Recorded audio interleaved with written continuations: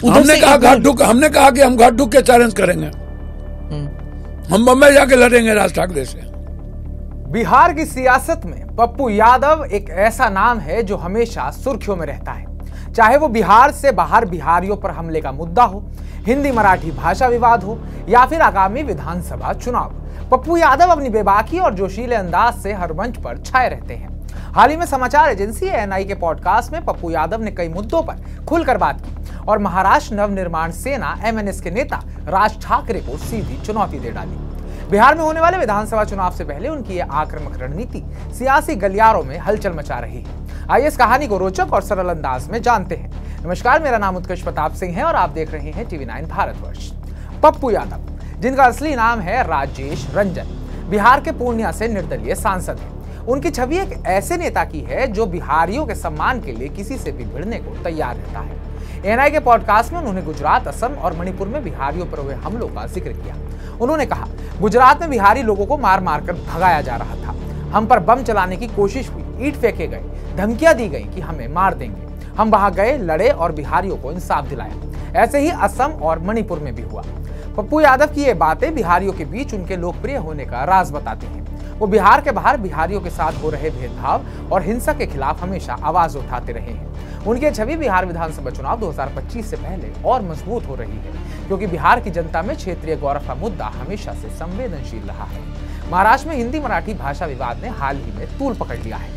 MNS नेता राज ठाकरे ने हिंदी भाषी लोगों, खासकर बिहारियों और उत्तर भारतीयों के खिलाफ बयानबाजी की, जिसका पप्पू यादव ने करारा जवाब दिया। उन्होंने कहा, हिंदी भाषी और बिहार झारखंड को जो भी चैलेंज करेगा, हम मुंबई जाकर राज ठाकरे के खिलाफ लड़ेंगे। बिहार में एक भी मराठी संस्था को चलने नहीं देंगे, बंद कर देंगे। हमने कहा कि हम घाट ढूक के चैलेंज करेंगे। हम बम्बई जाके लड़ेंगे राज ठाकरे से। यह बयान न केवल आक्रामक है, बल्कि बिहार की जनता के बीच क्षेत्रीय अस्मिता को मजबूत करने वाला भी है। पप्पू यादव का यह रुख दिखाता है वो बिहारियों के सम्मान को लेकर कोई समझौता नहीं करेंगे।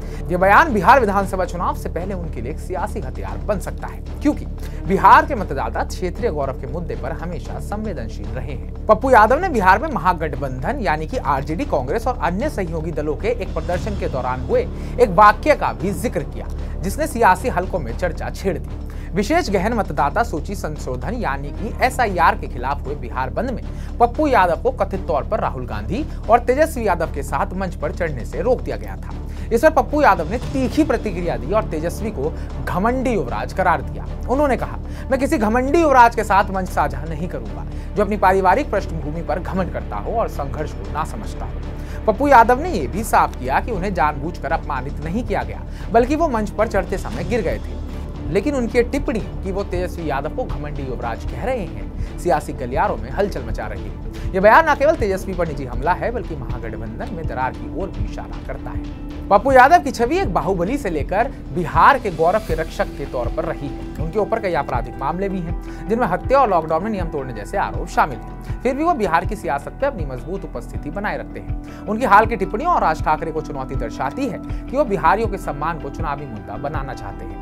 बिहार विधानसभा चुनाव में पप्पू यादव की रणनीति साफ है। वो क्षेत्रीय गौरव, बिहारियों के अधिकार और सामाजिक न्याय के मुद्दों को उठाकर मतदाताओं को लुभाना चाहते हैं। लेकिन तेजस्वी यादव और महागठबंधन के साथ उनकी तल्खी और ओवैसी जैसे नेताओं के साथ तटस्थ रुख उनके लिए जोखिम भरा हो सकता है। तो हमारी इस पूरी रिपोर्ट को लेकर आपका क्या कहना है? आप क्या सोचते हैं? आगामी चुनाव में पप्पू यादव बिहार में कितना असर छोड़ने वाले हैं? इस पर कमेंट करके कमेंट बॉक्स में अपनी राय जरूर दीजिएगा।